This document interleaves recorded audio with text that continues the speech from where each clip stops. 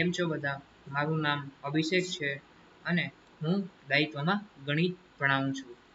અત્યારે આ વિડીયોમાં હું તમારી સાથે ગણિતની 0 થી હીરો NMMS માટેની ટેસ્ટ સિરીઝનો પાર્ટ 2 લાવ્યો છું. ઓકે, અને વિડીયોના સ્ટાર્ટિંગમાં એક વાત કહી દઉં કે તમે જો કોઈ પણ વિડીયો જોતા હોય દાયિત્વનો, ઓકે, ત્યારે તમારો તમારી એક નાનકડી હેલ્પ જોઈ છે મારે. ઓકે, સો તમે આ વિડીયો જોતા હશો ત્યારે જો આ પર્ટિક્યુલરલી એક આ વિડીયો છે 0 to hero test series part 1. હવે આવી જ રીતે પાર્ટ 2 આવી જશે. તો તમે અહીંયા આ બટન દબાવવાનું ભૂલતા નહીં, કેમ કે જો તમે આ લાઈક બટન દબાવશો તો અમને થોડીક હેલ્પ થશે અને તમારા જેવા ઘણા બધા તમારા મિત્રો છે, ઓકે, જે દાયિત્વમાં નથી આવી શકતા પણ હવે તમારી ફરજ પાછી આવે છે એ લોકોને ભણાવવાની. ઓકે, તો તમે શું કરશો? તમે કાંઈ નહીં કરો, અહીંયા શેર કરેલું આવે છે તો ત્યાં તમે ક્લિક કરશો. જો શેર અહીંયા ક્લિક કરશો તો અહીંયા વોટ્સએપ, આ ફેસબુક, ટ્વિટર ને ઘણું બધું આવી જશે. તો બસ અહીંયા તમારે કાંઈ નથી કરવાનું અને તમે શેર કરવાનું છે અને તમારા ફ્રેન્ડના વોટ્સએપ નંબર તો તમારી પાસે હશે જ. ઓકે, તો વોટ્સએપમાં બસ ખાલી એને વિડીયો સેન્ડ કરી નાખજો અને સેમ ટુ સેમ એને પણ આ જ વસ્તુ કહેજો કે જે તમને અહીંયાથી કહેવામાં આવે છે. ઓકે, સો એનાથી શું થશે કે તમારા ફ્રેન્ડ એટલે તમારા બધા જે ભાઈબંધો હોય, તમારી જે બહેનપણીઓ હોય, એ લોકોને પણ ઘણો ફાયદો થશે. ઓકે, સો ચાલો અત્યારે આપણે કરીએ. આપણે શું કરવાના હતા? Yes, maths 0 to hero NMMS માટેની ટેસ્ટ સિરીઝનો પાર્ટ 2. ઓકે, સો કાલે તમારો એક્ઝામ હતી જેમાં 5 પ્રશ્નો પૂછવામાં આવ્યા હતા. ઓકે, સો આપણે આગળ વધી હું તમને જણાવી દઉં કે આ છે NMMS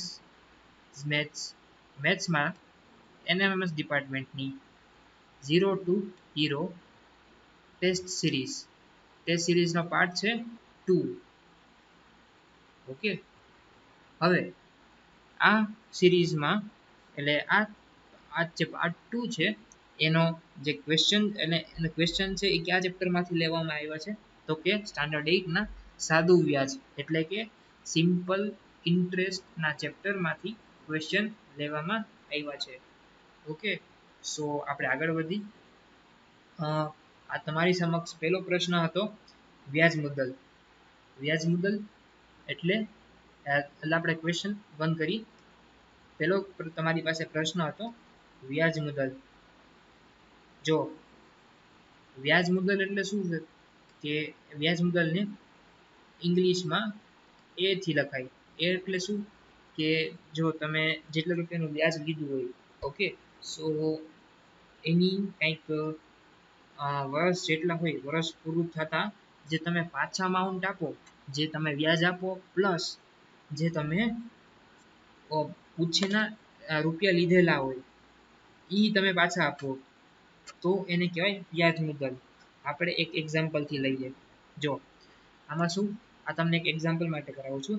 જો 2500નું 8% પ્રતિ વર્ષ લેખે 1 વર્ષનું વ્યાજ મુદ્દલ શોધો. એટલે જો આ તો ખરી જ, પ્લસ આના ઉપર 1 વર્ષ માટે 8%નો જેટલો વ્યાજ આવ્યો હોય એ આને એડ કરવાનો.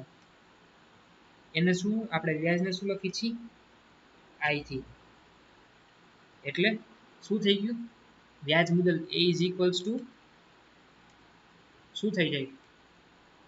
I plus P. P એટલે પ્રિન્સિપલ. ઓકે, જો હું તમને સોલ્યુશન પણ હું લખું છું, બધાના જે દાખલા હોય છે એ પણ હું સોલ્વ કરું છું, તો હું તમને એ પણ દેખાડી દઉં તમને ના ખબર પડી હોય તો.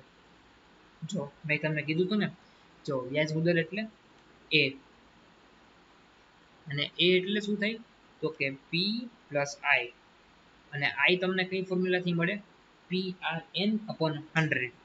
ઓકે, સો આઈ હોપ, હું આશા કરું છું કે તમને બધાને પહેલો ક્વેશ્ચન ખબર પડી ગઈ હોય. ઓકે, સો હું થોડુંક અહીંયા બીજા ક્વેશ્ચન માટે ઇરેઝ કરી લઉં. ઓકે, સો હવે મેં તમને ક્વેશ્ચન 1ના લાસ્ટમાં કીધું હતું કે dash is equals two PRN upon 100. હવે આ તો બેઝિક ફોર્મ્યુલા છે, આ તો બધાને આવડવી જ જોઈએ. આ પાઠ્યપુસ્તકમાં પહેલા પેજ ઉપર જ આપેલી છે. આમાં શું હોય છે? I is equals two PRN upon 100. Okay, I એટલે શું? તો કે વ્યાજ.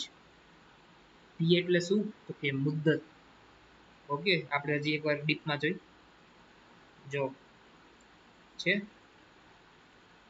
I is equals two PRN upon 100 છે ને. તો એમાં I શું છે? I છે તમારું વ્યાજ. ઓકે, અને P છે મૂળ કિંમત, એટલે તમે જેટલા રૂપિયા ઉછીના લીધા હોય, સ્ટાર્ટિંગમાં તમે કેટલા રૂપિયા લીધા છે ઉછીના, એ જેટલા લીધા હોય એને P કહેવામાં આવે. પછી R એટલે વ્યાજનો દર, એટલે કેટલા ટકા, કેટલા પર્સન્ટેજ. અને જે N છે, હું બીજો કલર એક મિનિટ લઉં જેથી તમને ખબર પડે. જો હા, જો આ જે N છે, N નો મતલબ મુદ્દત, એટલે કેટલા વર્ષ માટે મેં આ પૈસા ઉછી માટે લીધા છે. હું હજી એકવાર કહું છું, કેટલા વર્ષ માટે. N છે એ વર્ષ માટે છે, કોઈ માસ માટે કે કોઈ દિવસ માટે નહીં. ઓકે, તો આ એક વસ્તુ યાદ રાખજો. ઓકે, સો આ આપણો બીજો પ્રશ્ન થઈ ગયો. તો આનો આન્સર આવી જશે I, એટલે કે A. અને આનો આવી જશે, આનો પણ A આવી જશે, A to P plus I. Okay, ચાલો હવે આપણે ક્વેશ્ચન 2 તરફ આગળ વધીએ. તો ક્વેશ્ચન 3 તરફ આગળ વધીએ આપણે. તો એમાં ક્વેશ્ચન 3માં આપણે સાવ સિમ્પલ પૂછ્યું છે કે રૂપિયા 2500નું 8% પ્રતિ વર્ષ, આ એક અંડરલાઈન કરજો, પ્રતિ વર્ષ એટલે કે એક વર્ષનું વ્યાજ મુદ્દલ શોધો. વ્યાજ મુદ્દલ એટલે P plus I. હવે P જો, હવે આ જે તમારું 2500 છે એ તમે ઉછીની રકમ લીધી છે, તો આ તમારું થઈ ગયું P. P એટલે પ્રિન્સિપલ કહેવાય, કાં તો પછી મૂળ કિંમત કહેવાય. ઓકે, આ તમારું થઈ ગયું R, એટલે વ્યાજનો દર. વ્યાજનો દર એટલે તમે કેટલા ટકા ઉપર લીધું છે. ઓકે, તો આમાં છે 8. હવે આમાં આપણને N જોઈ છે, કેમ કે આ આપણી પાસે N નથી, હવે આપણે માંગે N ગોતી. શું કીધું છે? એક વર્ષ માટેનું. તો N ઇઝ ઇક્વલ્સ ટુ શું થઈ જશે? 1. ઓકે, તો આપણે આ ફોર્મ્યુલામાં રાખશું તો આપણને I મળી જશે. અને આપણને શું ફાઇન્ડ કરવાનું છે? A, કેમ કે વ્યાજ મુદ્દલ ઇઝ ઇક્વલ ટુ A થાય. હવે A ઇઝ ઇક્વલ ટુ શું થતું હતું? અહીંયા P plus A થતું હતું ને. ઓકે, સો ઈ જ સમમાં આપણે ચાલો નીચે જઈએ સોલ્યુશનમાં. હવે મેં તમને કીધું હતું કે તમારું P છે એ 2500 થઈ જશે. પછી R છે એ 8% થઈ જશે.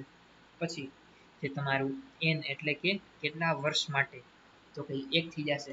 કેમ કે એમાં કીધું હતું જો એક વર્ષ માટેનું. ઓકે, સો આ હું અગેન હાઇલાઇટ કરી લઉં છું તો તમે એને ભૂલતા નહીં. ઓકે, સો આમાં N છે એક વર્ષ માટેનું, અને આ N છે એ હંમેશા વર્ષ માટે જ આવશે. એક વસ્તુ યાદ રાખજો. ઓકે, આ N છે એ હંમેશા એક વર્ષ માટે જ આવશે. હવે એમાં શું કીધું છે? એ ફાઇન્ડ કરો. ઓકે, એ તમે ફાઇન્ડ કરો. તો હવે આપણે સિમ્પલ, સૌથી પહેલા તો I ઉપરથી આપણે PRN upon 100 એટલે કે સાદું વ્યાજ શોધી લઈએ. P મેં રાખી દીધો 2500, જો 2500 અહીંયા રાખી દીધો. પછી આ R છે એ મેં રાખી દીધો R અહીંયા, અને N છે N મેં રાખી દીધો, અને ભાગ્યા 100 કરી નાખ્યા. ઓકે, સો એનો જે આન્સર આવ્યો એ આવે છે 200 રૂપિયા. ઓકે, આન્સર આવ્યો 200 રૂપિયા. પણ મારે સાદું વ્યાજ નથી જોતું, મારે શું જોઈએ છે? વ્યાજ મુદ્દલ. ઓકે, તો વ્યાજ મુદ્દલ એટલે શું થાય? એ એટલે પી પ્લસ આઈ. પી એટલે શું હતું? મૂળ કિંમત. મૂળ કિંમત મારી શું હતી? 2500 રૂપિયા છે. તો 2500 રૂપિયા પ્લસ મને જે મળ્યા એટલે કે 200 રૂપિયા. તો 2500 રૂપિયા પ્લસ 200 રૂપિયા છે. 2500 રૂપિયા પ્લસ 200 રૂપિયા એટલે 2700 રૂપિયા. ઓકે, તો આ તમારો આન્સર થઈ જશે 2700 રૂપિયા. ઓકે, અને તમારો જો આન્સર આ કરેક્ટ હોય તો તમને આના 2 માર્ક મળશે. હવે આપણે આગળ વધી ક્વેશ્ચન 4 માટે, એટલે કે લાસ્ટ સેકન્ડ ક્વેશ્ચન. ઓકે, હવે એમાં કીધું છે કે રૂપિયા 800 નું 6 પ્રતિ વર્ષ લેખે કેટલા વર્ષનું, આમાં ટાઈપિંગ મિસ્ટેક છે, અહીંયા આવશે કેટલા વર્ષનું વ્યાજ રૂપિયા 192 થશે. હવે સરખું વાંચજો. તમને આપ્યું છે મૂળ કિંમત. ઓકે, આ મૂળ કિંમત છે. પછી આ આર છે, આર સોરી આર છે. પછી એમાં પૂછ્યું છે કે કેટલા વર્ષ લેખે, તો તમારે શું ફાઇન્ડ કરવાનું છે? એન. આ ઇમ્પોર્ટન્ટ સ્ટેપ છે, અને સ્ટાર માર્ક કરી દો. ઓકે, તમારે શું ફાઇન્ડ કરવાનું છે? એન. પછી અમે તમને શું આપ્યું છે? 192 એટલે કે 192 રૂપિયા આપ્યા છે. એ શું છે? તો કે વ્યાજ. વ્યાજ એટલે કે આઈ. તો આમાં તમારે શું ફાઇન્ડ કરવાનું છે? એન એટલે કે વ્યાજની જે જેટલા વર્ષ માટે રાખ્યું હોય ઈ, એટલે કે મુદ્દત. સમજ્યા? મુદ્દત એટલે ટાઈમ. ચાલો આપણે સોલ્યુશનમાં જોઈએ. જો મેં તમને કીધું એ પ્રમાણે પી ઇઝ ઇક્વલ્સ ટુ રૂપિયા 800, પછી R is equals to 6%, I is equals to 192. I એટલે શું છે? સાદું વ્યાજ. આર એટલે કેટલા ટકા માટે લીધું છે ઈ. એન એટલે કેટલા વર્ષ માટે લીધું છે. હું અગેન રિપીટ કરું છું, કેટલા વર્ષ માટે લીધું છે. અને પી એટલે મૂળ કિંમત. ઓકે, તો આમાં આપણે શું ફાઇન્ડ કરવાનું છે? એન. તો બસ સિમ્પલ છે, હું આ ફોર્મ્યુલામાં મૂકી દઈશ એક એક પછી એક. જો આઈ એટલે 192, તો હું જે આઈ છે એટલે 192 192 રૂપિયા એને આઈની જગ્યાએ મૂકીશ. છે મારું આઈ હતો ઉપર, તો ઉપરથી મેં નીચે 192 મૂકી દીધા, કેમ કે આઈ ઇઝ ઇક્વલ્સ ટુ 192. હવે પી ઇઝ ઇક્વલ્સ ટુ 800, એટલે આ પી છે એ હું અહીંયા મૂકીશ. ઓકે, એવી રીતે હું આર અહીંયા મૂકીશ, અને એન મને ફાઇન્ડ કરવાનો છે, મને શોધવાનો છે. હવે હું શું કરીશ? મારું અહીંયા સુધી આવી ગયું. 1 મિનિટ વિરેશ કરતો. જો મારું અહીંયા સુધી તો આવી ગયું. 1 મિનિટ. હા, હવે મારું આ સ્ટેપ સુધી તો થઈ ગયો. હવે હું એન કેમ ફાઇન્ડ કરીશ? તો આને હું જવા દઈશ અહીંયા. પછી આ બેને જવા દઈશ, જો 800 ગુણ્યા 6 છે એને હું જવા દઈશ આની નીચે, એટલે છેદમાં. ઓકે, તો સૌથી પહેલા તો આ ને આ 2 0 સમજ્યા? 2 0 2 0 કેન્સલ. પછી 8 6 48, અને 48 જો નીચે જાય તો તમે ભણ્યા હશો કે 48 ગુણ્યા 4 કરી આપણે, એનો જવાબ આવે 192 રૂપિયા. ઓકે, તો ઈ છે આ વસ્તુ. 8 6 48 થઈ ગયું, તો 48 મારો છેદમાં આવી ગયો, અને એક વધ્યો એ મેં ગુણાકારમાં કરી નાખ્યો. તો આ મારી પાસે છે 192 ગુણ્યા 48 એટલે કે 48. તો એનો જવાબ શું આવશે? મારો 4 આવશે ને? ઓકે, તો આવી ગયો મારો 4. હવે 4 પછી આગળ યુનિટ લગાડવાનો, એટલે કે 4 વર્ષ. ઓકે, શું આવશે જવાબ? 4 વર્ષ. થઈ ગયો. જો તમારો આન્સર રાઈટ હોય આના તમને મળશે 2 માર્ક. ઓકે, તો આનો 1 માર્ક, આનો 1 માર્ક, આનો 2 માર્ક, આનો 2 માર્ક. ઓકે, છેલ્લે એક ક્વેશ્ચન રહ્યો, ક્વેશ્ચન 5. ઓકે, આપણે અલગ ઇંકથી લખીએ એટલે થોડુંક મજા આવે આપણને. કઈ કઈ ઇંકથી લખવું છે? ચાલો હવે ક્વેશ્ચન 5 માં કીધું છે કે કઈ રકમનું 7.5% લેખે 6 માસનું વ્યાજ ₹960 થશે. ઓકે, એકવાર ફરી ક્વેશ્ચન વાંચજો. આમાં આપણને શું આપ્યું છે? વ્યાજ, એટલે કે આઈ, જે છે ₹960. પછી શું આપ્યું છે આપણને? આર આપ્યો છે. કેટલા ટકા આપ્યો છે? આર. શું પૂછ્યું છે? કઈ રકમનું, એટલે કે મૂળ મૂળ કિંમત મારી શું છે, એટલે કઈ મૂળ કિંમતનું 7.5% લેખે 6 માસનું વ્યાજ ₹960 થશે. તો મારે શું ફાઇન્ડ કરવાનું છે? પી. ઓકે, અને આમાં એન શું થશે? એન ઇઝ ઇક્વલ્સ ટુ શું થશે? 6 થશે? ના, 6 નહીં થાય. આપણે શું લેતા હતા? વર્ષ માટે લેતા હતા, વર્ષ. અને આ શું છે? માસ, એટલે 6 મહિના. આપણને આને સૌથી પહેલા વર્ષમાં ફેરવવું પડશે. તો 6 મહિના એટલે કેટલા વર્ષ? ન ખબર પડતી હોય તો સીધું 12 વડે ભાગી નાખવાનું. ઓકે, તો 6/12 એટલે કે અડધું વર્ષ, એટલે કે 1/2 વર્ષ. ઓકે, તો આ એક ધ્યાનમાં રાખજો. ઓકે, એન શું છે તમારો? 6/12, કેમ કે તમારો 6 છે એ માસ છે, અને એટલે કે માસ એટલે મહિના. અને આપણે જ્યારે એન લઈ છીએ એ હંમેશા વર્ષમાં હોય છે, તો આપણે એને ફેરવવું પડે, વર્ષમાં કન્વર્ટ કરવું પડે. ચાલો એનો આપણે આન્સર જોઈ લઈએ. હવે શું આપ્યું છે આપણને? પી. આર આપ્યો છે. એન જો કર્યું છે ને, મેં વર્ષમાં કન્વર્ટ કર્યું છે ને. ઓકે, અને આપણને આઈ પણ આપ્યો છે. અને આપણને શું કીધું છે?